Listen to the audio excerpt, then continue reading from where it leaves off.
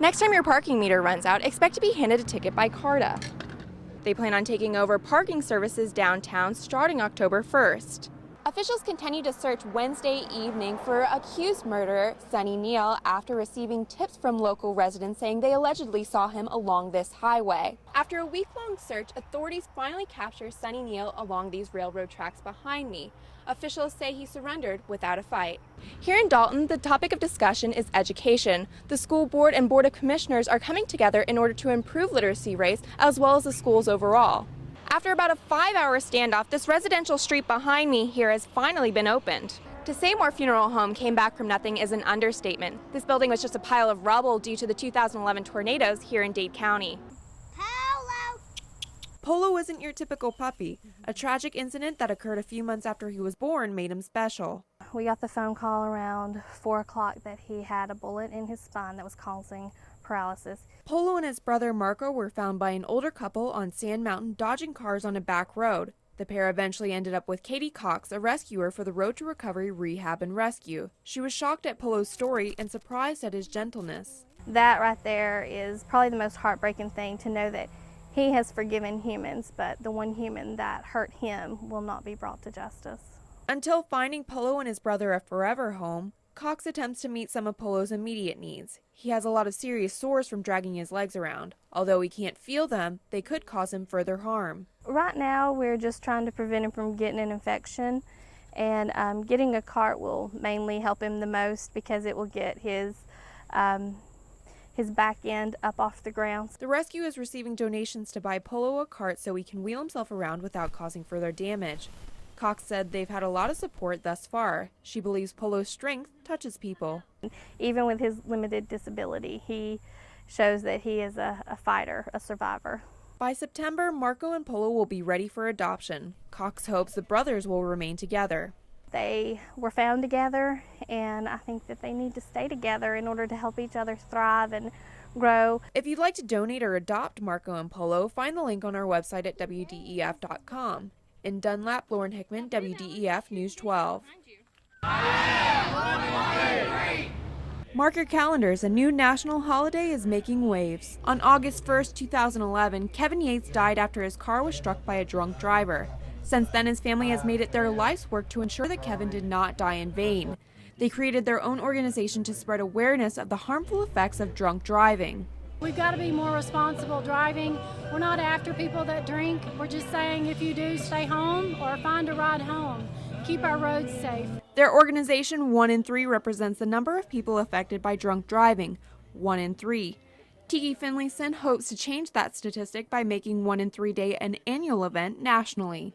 And if I can make the name of our organization 1 in 3 outdated and that statistic be 1 in 4, then it'll be worth everything to me. Kevin Yates was also able to save another life the day he died. He was listed as an organ donor, which gave Melvin Ellis a second chance at life. Kevin's heart now beats in Ellis's chest, and he is now one of the biggest supporters of 1 in 3.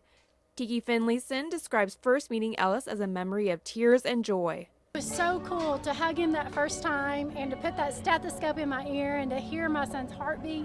It was an event I could never ever put into words. Ellis looks forward to a day when he can describe to Kevin Yates his gratitude. When I meet him, as they say in the Bible, it's going to be a hallelujah day of joy. And I'm just going to tell him, sunshine, we have made it together, and I thank you. Supporters hope more lives will be saved as the 1 in 3 awareness grows. In Hickson, Lauren Hickman, WDEF News 12. Hear that? That's the sound of savings. If you hope to save a lot of money this tax-free weekend, the Practically Perfect consignment event may be the answer to your prayers. Just because you're struggling a little bit doesn't mean that you can't have quality, beautiful items. Nicole Wilfong started a Just Between Friends consignment event 6 years ago in East Brainerd, which provides clothing for kids.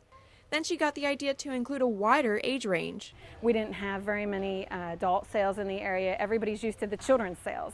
And so giving them an outlet for their household items, for their decor that they changed last week is something great.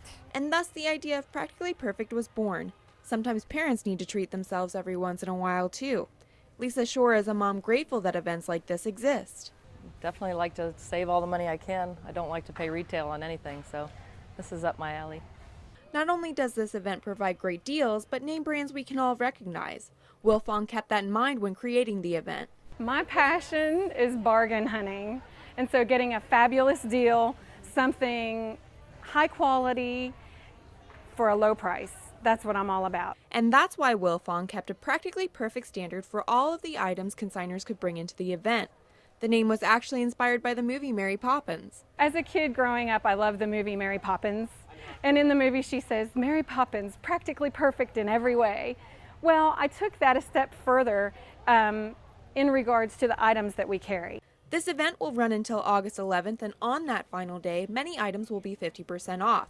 In East Brainerd, Lauren Hickman, WDEF News 12. Who would have thought a place like this would be a symbol of community strength and rebuilding? Yes, this is one of the local funeral homes here, but it's also another way that this community can now get past the devastation that we've had and move forward. Larry Moore's family has owned this funeral home since 1945, but it looks brand new, right? That's because they've been rebuilding ever since disaster struck just a little over a year ago. To say Moore Funeral Home came back from nothing is an understatement. This building was just a pile of rubble due to the 2011 tornadoes here in Dade County. But even without a place to work out of, Moore wasn't going to let that unfortunate disaster stop him from running his business. First week after the tornado and the damage, Larry and the funeral home actually had 7 funerals that next week and operated with the help of area churches and have really never stopped operating, even after that same day. This Sunday, they had an open house to unveil the new and improved funeral home. Larry Moore couldn't be more proud. Just glad the building process is over. Hope the community likes the facilities. The new funeral home has some notable changes. The chapel is now on the opposite side of the building, and one guest of the open house said it was twice the size of the original funeral home. It looks like one beautiful place to celebrate a person's life. In Dade County, Lauren Hickman, WDEF News 12.